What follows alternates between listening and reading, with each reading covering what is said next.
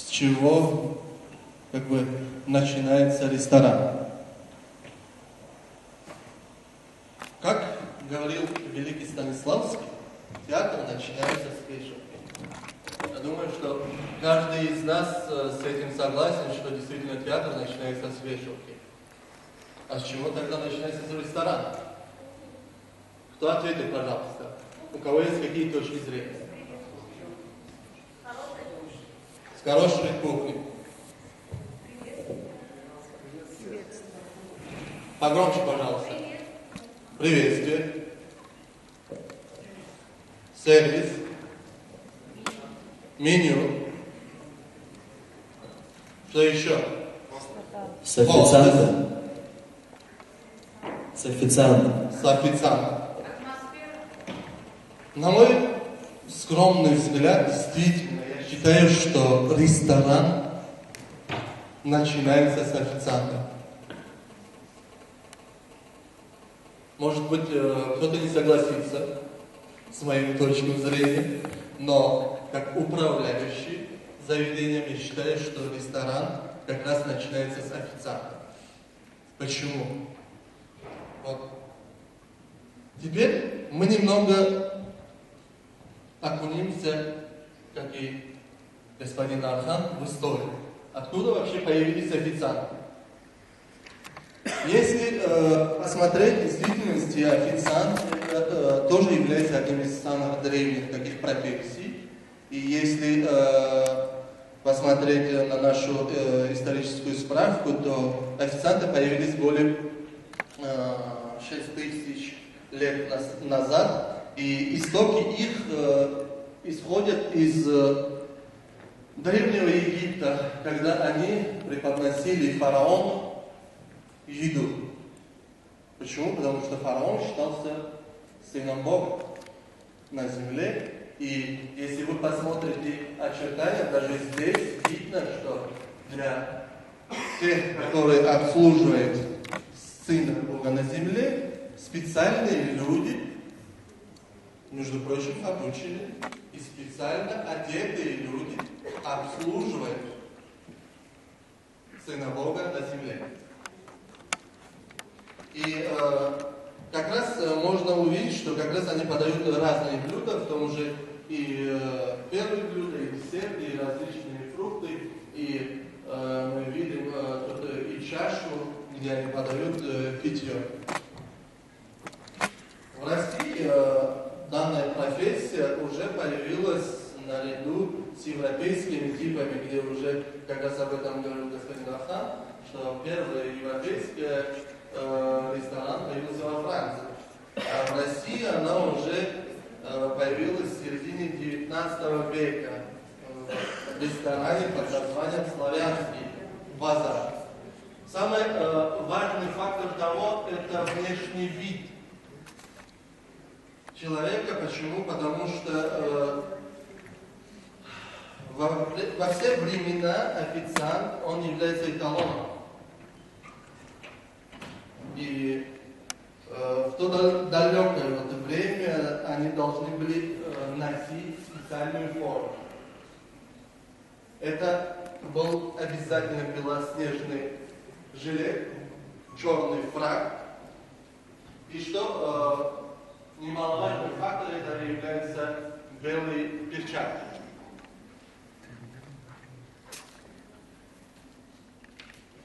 Другой немаловажный фактор – это очень коротко должен быть стриженным и идеально выбритым. Но, увы, сегодня эта тенденция уже меняется, уже новый взгляд, новые направления, и поэтому сейчас все это меняется. Теперь я хотел бы поговорить о тех претензиях гостей, которые посещают рестораны. До этого наш спикер как раз говорил, что когда посещаешь рестораны, бывают разные виды претензий. Каждый из вас ежедневно сталкиваетесь вы в своей работе той или иной проблемой. Первое, самое топовое, с все скажут, что это что? Обслуживание. Увы, что то обслуживание, которое предоставляет вам, оно не отвечает тем требованиям и тем ресурсам, которые вы тратите в этом заведении. Другой немаловажный фактор – это шум. В действительности это действительно так. Иногда сами сотрудники ведут себя по-хамски, кричат «ау», говорят по телефону, общаются с коллегами слишком громко, что сам по себе создает дискомфорт нашим гостям. Но и в другом же случае, когда наши гости сами друг другу мешают. Шумная, бурная компания создает дискомфорт другим гостям. Другой момент – это кухня. В кухне бывает несколько проблем. В первую очередь это запах кухни. Когда исходит из кухни посторонний запах, это приносит какой-то дискомфорт нашим гостям. Почему? Потому что он говорит, я оделся очень дорогой наряд, использовал дорогой парфюм, а здесь я вышел, как пахну, ужасно. Другой момент, некоторые из наших гостей предпочитают курить. В некоторых заведениях это разрешено, в некоторых заведениях это не разрешено. В законодательной норме запрещено, но иногда делают исключение.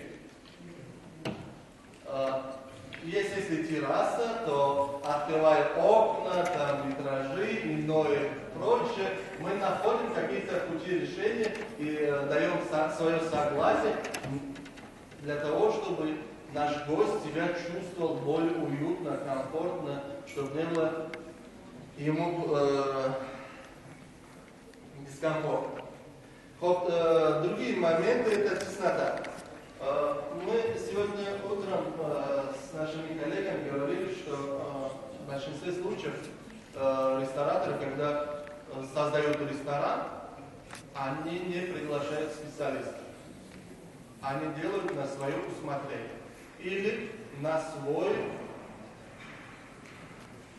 взгляд, или чисто для своего удовольствия, можно так сказать, да? Почему? Потому что они создают прекрасная терраса, но ужасные условия в кухне.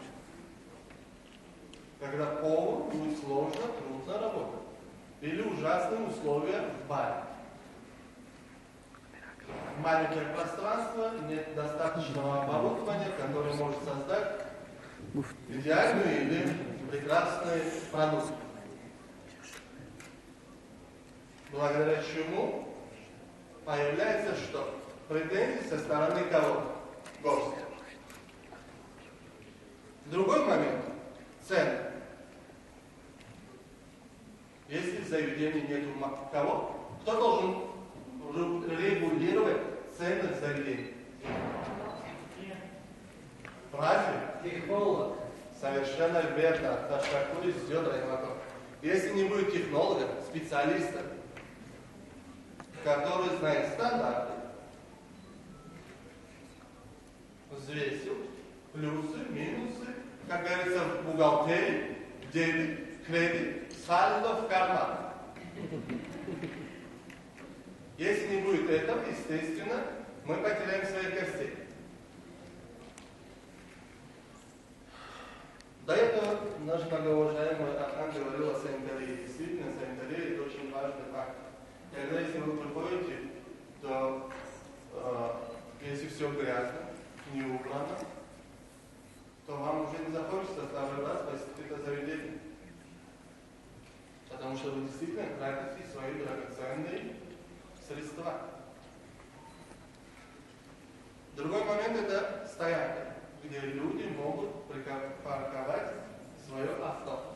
Сегодня есть у нас хорошая такая поговорка: любой бед не имеет одну жену, один отель. Если он приедет со своим опелем, если он не сможет найти парковку, где оставить этот опель, ему будет дискомфорт. Он поедет туда, где есть возможность поставить свою машину.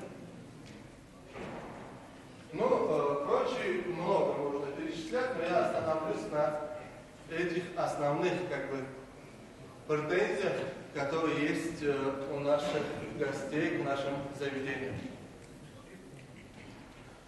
Что должен уметь настоящий официант? Действительно, настоящий официант – это квалифицированный специалист и является, по моему мнению, ключевой фигурой. Я могу часами говорить, но, дорогая уважаемая Фируза, говорит, что время приближается к концу. Внешний вид, он должен действительно быть опрятным и презентабельным. Почему? Потому что он является связующим звеном между гостем и рестораном, и кухней, между гостем и администрацией.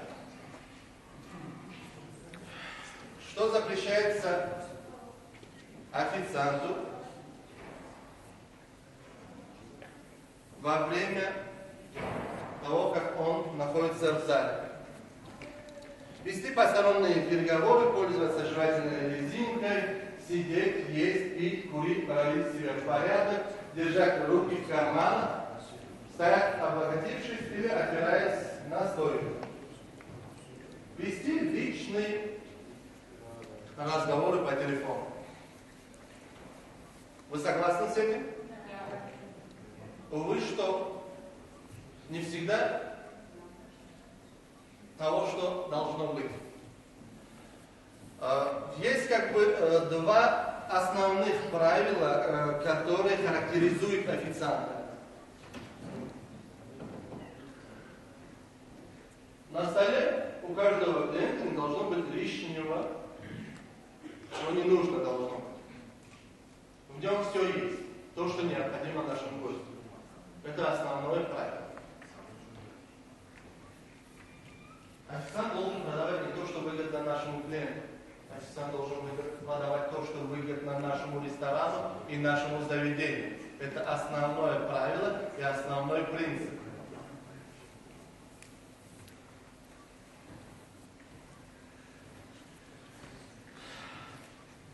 Кто согласен с этим мнением? По оценкам экспертов, если пища в ресторане отлично приготовлена, но обслуживание окажется не на высоте, то 90% клиентов отрицательно оценят этот ресторан. Если же качество пищи среднее и при этом обслуживание отличное, 80% случаев ресторан получит положительную оценку. Недавно провели такой эксперимент. Бренд шеф-повар пятизвездочного ресторана, мишленовского ресторана, приготовил блюдо. И пошли тоже блюдо, купили из обычного супермаркета, приготовили, поставили на стол и пригласили экспертов, чтобы попробовали. И какую оценку, по вашему мнению, дали? Они выбрали ту, которая была закуплена с обычного супермаркета. За готовую еду они дали больше оценок положительного, нежели специалист мишленовской звезды. Что может мотивировать официанта работать с энтузиазмом? Может кто-то ответить на этот вопрос, пожалуйста? Чаевые. Бонус. Что еще, Даймака? Красивая подача. Отношение руководства. Воспитанность. Воспитанность кого? Самого официанта. Самого официанта. Постоянные клиенты. Положительные отзывы. Продвижение по карьерной лестнице. В действительности сегодня господин Архан заметил такую немаловажную роль.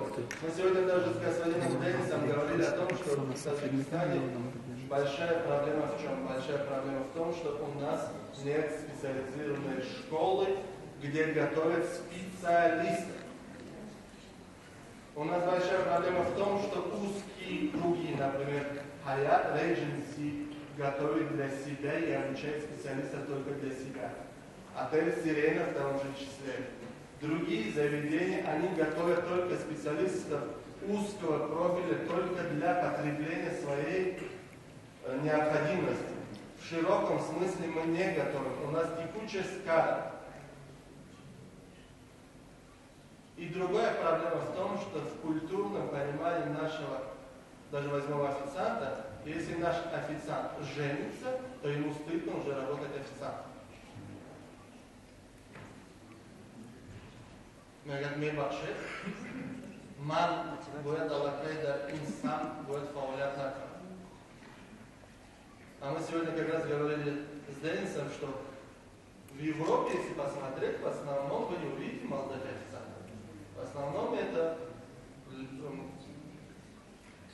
люди, которые уже за определенно за 40 лет, которые всю свою сознательную жизнь окончили школу, стали специалистами этого области и работают по сей день.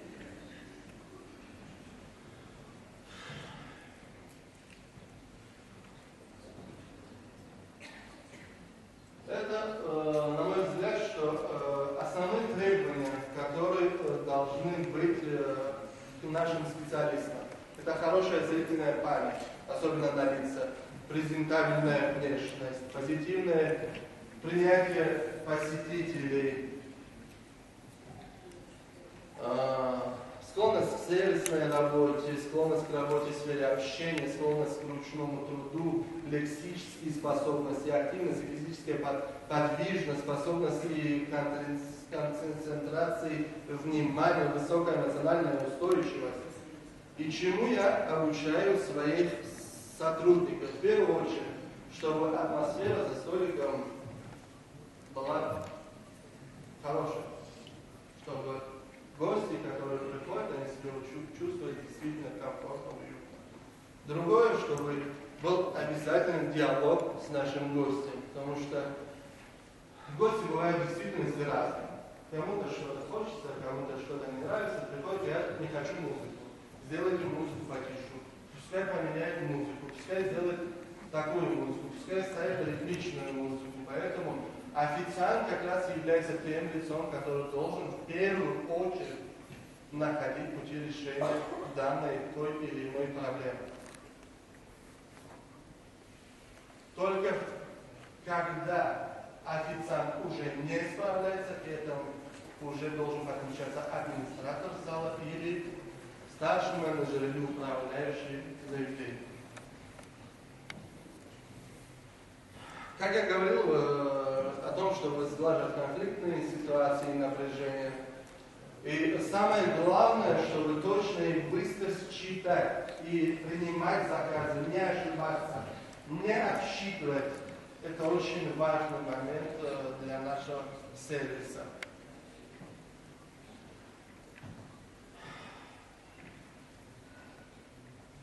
Самое важное, как быстро и с чего нужно начать, как правильно принимать заказы, как правильно их подавать, чтобы не было дискомфорт нашим гостям. Если ему еще первое не принесли, ему принесли второе, салат, а потом после второго принесли ему салат, а потом ему принесли первое, а потом ему принесли чай или кофе.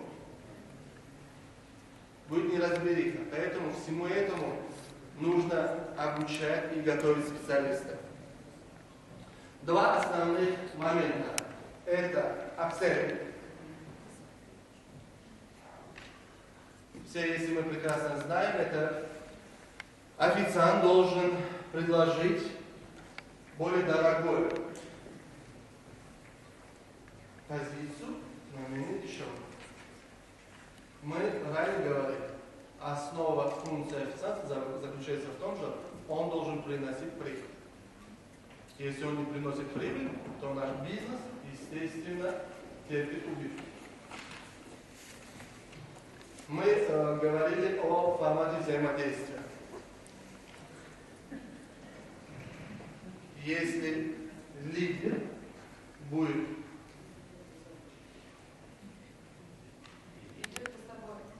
как локомотив, то бизнес развивается.